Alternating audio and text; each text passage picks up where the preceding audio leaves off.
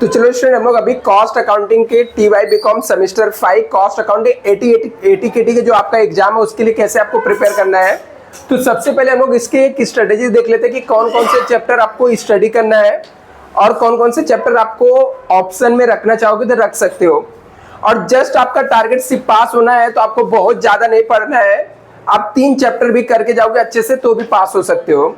तो सबसे पहले हम लोग देखते हैं यहाँ पर स्टूडेंट कॉस्ट अकाउंटिंग के अंदर अभी स्टूडेंट देखो, यहाँ पर फेल होना यदि आपको 80 KT लगा है तो एकदम सिंपल सा रीजन है कि 80 KT आपको इसलिए लगा है कि आपने उसमें थोड़ा भी एफर्ट नहीं डाला है, ठीक है।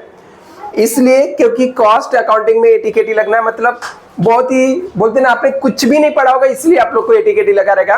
क्योंकि कॉस्ट अकाउंटिंग का सबसे अच्छी बात है उसके अंदर जो क्वेश्चन आते हैं ना, आधा क्वेश्चन के आंसर उसी में से मिल जाते हैं। मतलब आपको क्या करना है, आपको ट्रिक पता है तो सिर्फ आपको पोस्टिंग करना रहता है और बेसिक छोटा मोटा रूल लगा के आप सॉल्व कर सकते हो।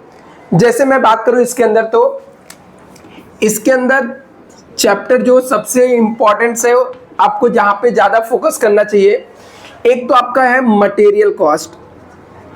आपको भी पता है स्टूडेंट, मटेरियल कॉस्ट चैप्टर से 15 से 20 मार्क का क्वेश्चन आता ही आता है। इसके अंदर से इस बार भी एग्जाम में आया था। एक यहाँ से EOQ का सम पूछता है और दूसरा आपको स्टॉक लेजर से सम पूछ लेता है, जिसके अंदर आता है फीफो और वेटेज एवरेज मेथड।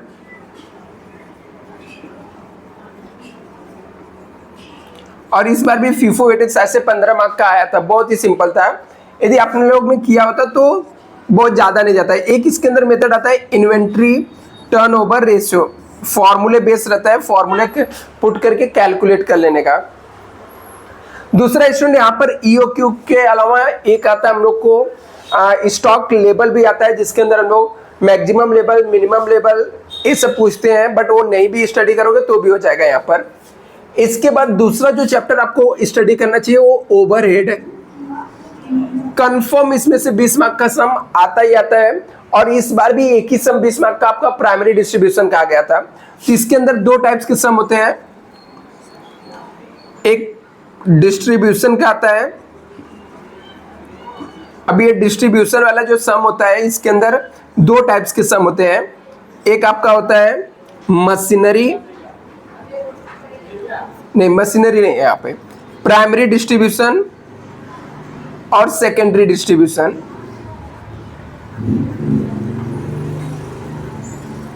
और एग्जाम में आपको सेकेंडरी डिस्ट्रीब्यूशन के सम नहीं आते, प्राइमरी डिस्ट्रीब्यूशन का ही सम आता है, सिंपल और इजी है। और इसके अलावा इसके अंदर एक मेथड है मशीनरी ओवरहेड कैलकुलेट करना है। इसके बाद एक चैप्टर आपका कॉस्ट, इसमें से 20 मार्क के सम आते हैं। 2 मेथड होते हैं, एक सिंपल कॉस्ट है और एक एस्टिमेटेड कॉस्ट है।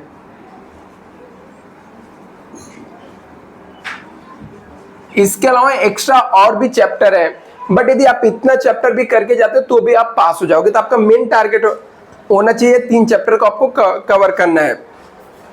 एक्स्ट्रा चैप्टर में आप ऐसे बोल सकते हो कि लेबर आप यहाँ पे पढ़ सकते हो, और एक है यहाँ पर reconciliation of cost and financial account, ठीक है। रिकंसिलेशन हम लोग कॉस्ट अकाउंटिंग और फाइनेंशियल अकाउंटिंग का करते थे, एक चैप्टर वो भी है। बट आपका फोकस होना चाहिए मटेरियल कॉस्ट अच्छे से करना है, ओवरहेड बहुत अच्छे से करना है और कॉस्ट बहुत अच्छे से करना है। और यदि आपको लगता है कि सिर्फ पास होना तो 3 चैप्टर पढ़ के जाओ, आराम से आप अच्छे मार्क्स से पास हो जाओगे। क्यों? क्योंकि आपके पास 20 मार्क का ऑब्जेक्टिव का भी ऑप्शन होता है और 20 मार्क के थियरी के भी ऑप्शन होते हैं।